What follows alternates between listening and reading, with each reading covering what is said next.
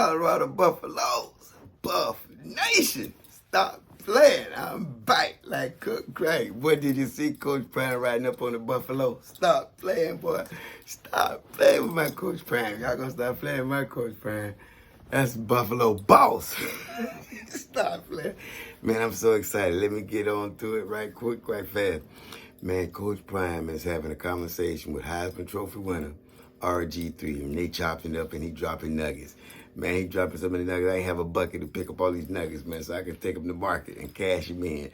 Man, they dropping nuggets, and I hope you guys enjoy as much as I do. Okay, so before I go, guys, I want you to always remember, to the world, you might be one person, but to that one person, you just might be the world. And people don't care how much you know until first they know how much you care. And I'm going to see everybody to the top. I'm going to see everybody over the top. Until next time.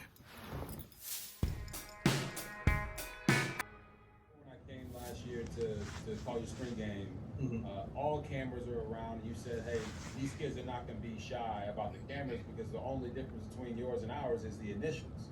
I wrote that down. I thought it was phenomenal with the way you said that, because you put them in an environment where they always got to be on. But how has that documentary been, and how has it aided? It's been great. It's been great. I have not met a kid yet that don't want to enhance his followers or his identity or to elevate himself.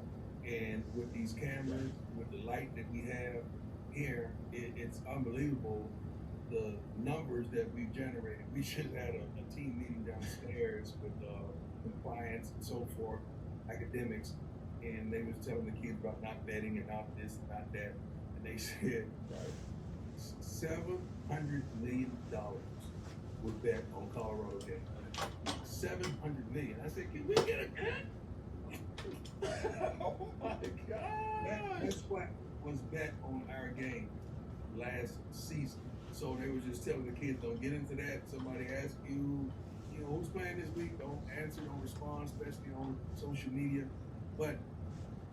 And these kids are excited about being in this place. Not only that, seeing our RG3, seeing The Rock, seeing the Baby, seeing Lil Wayne, seeing all these guys on the sideline that they can glean from. Most of these guys come from humble beginnings, man. So when you seeing somebody that you only listen to musically or seen them on a video, now you seeing them right there, and you can touch them and ask them questions. And the Baby sit up here and say, hey, fellas, I made a mistake. And that was the best time of my life because I learned from that stuff. Man, I was stupid. I did this, I did that. That was, man, do you know how valuable it is to a young man that's emulating and imitating this guy? And he's telling you the real, the 100. I love it. I love it that our kids get access to The Rock and these other players and people that come through our games. I mean, just, one of the big linemen, when Big C came in to meet me after the game, when he was up on the visit, I think it was several different rappers that was right here and celebrities on this side. It was like, they was like, hey man, you come in here, we ain't got time for this foolishness. They ambushed you. But that was a heck of a recruit trip, man. So it's incredible to hear you talk about that and just the impact that it's made. So then, I'm a believer that your first season in Colorado was actually a success. Some people don't believe that. How would you describe, if you could use one word to describe that first year in Colorado, what would you use? We implemented hope. Now, there's expectation. We're going from hope to expectation. Because first year head coaches, this is hard to fathom, first year head coaches that took over the program that were fired, we had the best record. The people that were fired, that someone came in and took over the program. I'm not going to get into the numbers of viewers and apparel and this and that. Those are in the city making $21 million every weekend of a home game. I'm not going to get into all that. But okay, it's been a tremendous success off the field. We just got to make it a success on the field. So we got to go from that hope to fulfilling and exceeding expectation. That's why we go in and get guys on the front line, defensively and offensively. Yeah, Coach, hope is a great word to use because you won't get into the numbers, but I did a deep dive into the viewership numbers for Colorado this past year. And not even just early in the year, but even as you guys got later into the season, the numbers that you guys were drawing is nothing I've ever seen for a team that won one game the previous year. Right. I'm talking blue blood programs would absolutely do anything to get the numbers that you guys were pulling against Colorado State. Right. So when I see it from that standpoint, I do believe hope was there. I was at the spring game when you guys sold it out for the first time, I think, And we're ever. praying that you're back. That this year that we Hey, sold out. listen. You heard him. You heard him, ESPN. Let's come on now. Yeah. You know we got to get that back and make That's it right. happen. But I thought that it was a success from that standpoint. Hope was there. Now the expectation, as you said, has risen. But Yes. there also have just been people that have been hating on you. Why do you think it is people sometimes have a problem with a confident black man? Because I'm a confident black man. I said, first of all, they don't know what humility is because I'm a truly humble guy when it comes to what I feel like my source of strength is from the Lord, and I'm not going up there and saying I say I believe. That's about it. But I'm always trying to give a opportunity or a platform for my next brother, my next man, for my next person. Hate is so much easier to disperse than love. Love, love will get you hurt, and people have been hurt, and they've been battered, they've been bruised, and that love, they rather spew hate, and I don't subscribe to that. And also, RG, they've never seen me down. That's true. And they've seen me in the first quarter of my life, I was prime time. The second quarter of my life, I went to television, and this, I was just prime. Now the third quarter of my life, I'm Coach Prime. They like, this Negro still winner. When is he gonna go? How many quarters did he get? Shoot, in this game over. my goodness. This game's supposed to be over for him. Now his kid, I gotta put up with the kid stunting, holding up. I gotta put up with them. I gotta put up with the darn shade. I gotta put up with all of this. You mean to tell me when is he gonna go? I'm built for this, baby. I'm built to last. So that's one of the things, and I do it unapologetically, man. I don't subscribe to being happy and elated that you let me in. No, I kicked the door in. You let me in. I took it. Then I'm gonna crack the door and let everybody in. That's just how I move. And I love people, man. I love to see you exercise your gifts. And they don't even know how to deal with it. They don't even know how to deal with it. They don't even know how to deal with your gifts, man. Come on, man. So it was supposed to be over for you, right? Once you stop saying when it's supposed to be over, then you ain't hit another switch, and you like, oh Lord Jesus, we gotta still deal with RG3 now. And he clean. He's well spoken. He's articulate. He's professional. We gotta deal with this, man. Please. That's why, my brother. That's why, because you know who you are. I know who I am. You didn't let them tell you who you were. And they never have told me who I am. I told them who I was. They didn't want to believe me. I told you when I came out of Fort Myers, Florida, I was him. You didn't want to believe me. So I showed it to you. That's why. No, Coach, you said something at the very beginning when we first started this conversation. You said that, you've always enjoyed the fact that I have been unapologetically myself. Mm-hmm. And watching you as a fan growing up, it was no question when you stepped on the football field, it's prime time. Right. And you have continued to be that. And as you've grown as a guy that I look up to, as you've grown, you've shown different sides of yourself. Mm-hmm. And the way it boils down for me is, if you ain't got no haters, you ain't popping, right? You're just not doing enough. You're just not. You're not making enough moves. You're not making enough splashes that aren't just making a splash to make a splash. It's because of who you are. So I do believe that. And then on the other side of that, I look at some of the, I don't want to say consequences, but some of the things that happened based off of the season you guys had.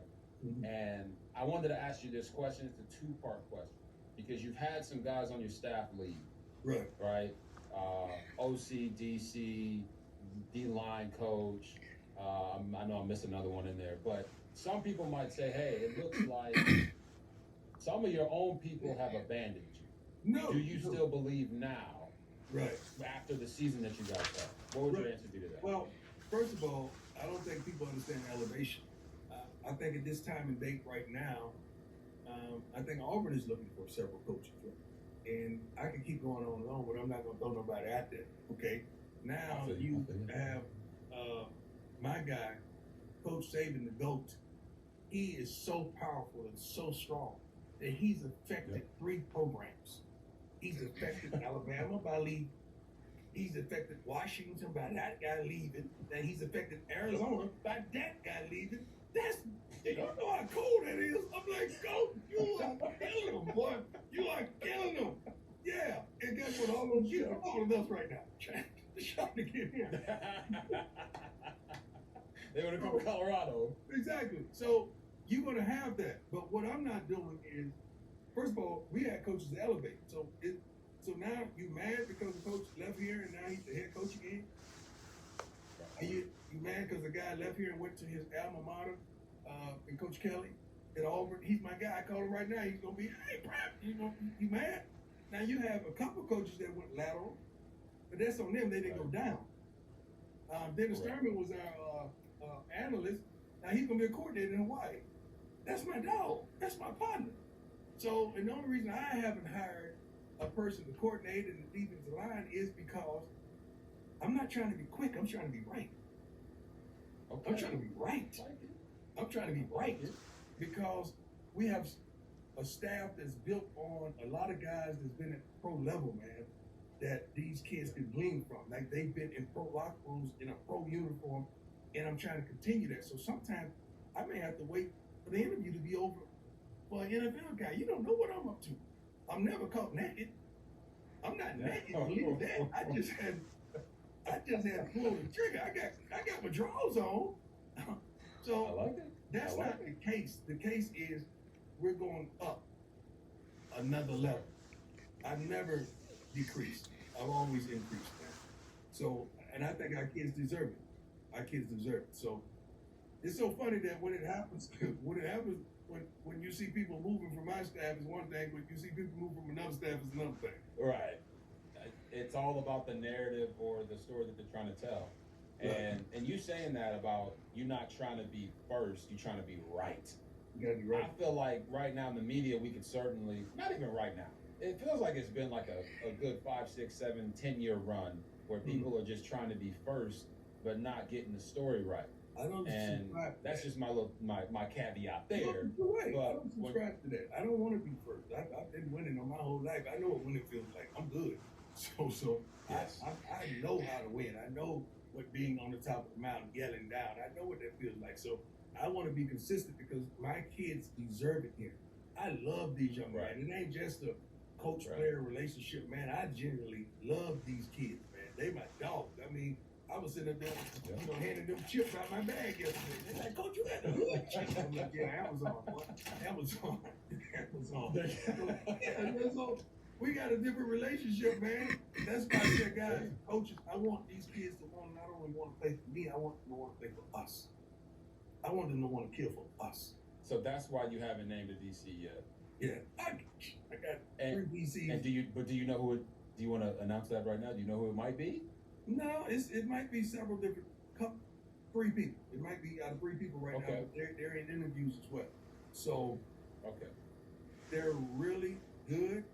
They really are relational, and they really know this game. And can utilize what we have here and take them to the next level. I mean, just like Pat Sherman. Pat Sherman is my OC. You got a problem with Pat Sherman? Pat was 21 years in the NFL. So what do you? He took over someone else's offense and still did well. You know how hard it is to call someone else's plays, and Pat did a phenomenal job. The person that and I give him so much love because I know him like a book is my son. You understand, Shador, I think, during the 30 touchdowns, 3 interceptions. And this is his 3rd different coordinator in 3 seasons because we take it up. See, we did the same thing in Jackson with personnel and coaching, but nobody said nothing because I guess I was Willy Wonka then from the chocolate factory. and they won't say nothing.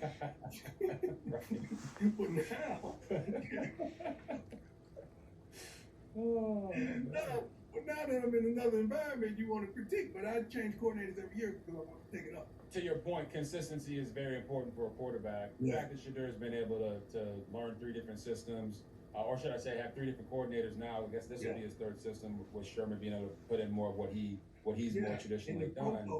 That consistency it's important for a QB, but also showing the mental capability to learn different systems is also important. Your honesty, whether it's about football, about the kids, all that stuff, it tends to get the media pretty riled up. Yeah. Would you say that you were treated fairly, or Colorado was treated fairly last year in your first year there? First of all, I would answer that I really don't give a darn how we treated, honestly. I really don't care. I can't say what's fair and what's unfair. I really can't say what's fair to who, because their thought process is not my thought process. I'm going to always come with criticism because of who I am. And then that's going to project on our kids. It's 9 o'clock. They play for me, as well as the coach. So it would never be the same love or passion. It's always going to be a use type of situation. That's what it's going to always be. You'll use me for your clicks, but you're going to hit me while they click. Right.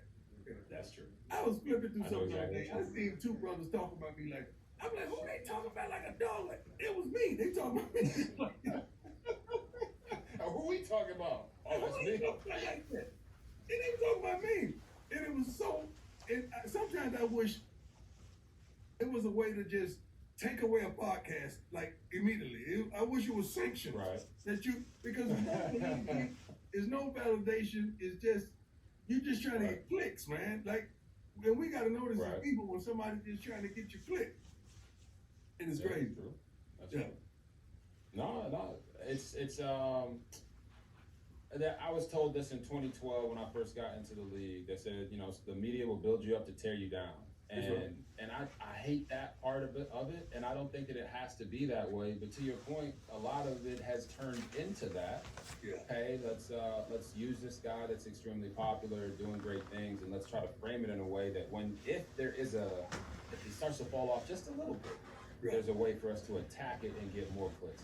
People love a great story, and then they also love for people to dissect it in a bad way and talk about them in any kind of way. I just don't rock with that. But I think that you handled it the right way. I don't rock with it. I don't subscribe to it. Like, I don't allow our coaching staff to ever comment on another school. You don't have to put another school down to put us up. I don't play that. Like, our staff knows where you get fired. Let me hear you talk about another institution with a kid. Now, kids have recorded conversations. Head coaches, not just assistants, head coaches, downing us and selling us out and just talking about us like a dog. And I would politely just call the head coach, look at that. I don't really know you. I wish the best for you, but be careful, because when these kids bring phones into your meeting room, you're exposed to certain things. I'm not gonna put you out there, but just keep my name out your mouth. I've had that conversation. Yeah, it's great. I don't understand how down somebody to stand up. It don't work with me, man. God don't bless like that. He don't bless like that. Yeah, and that's great too. So you talk about. I agree. You should never. I don't think it's like.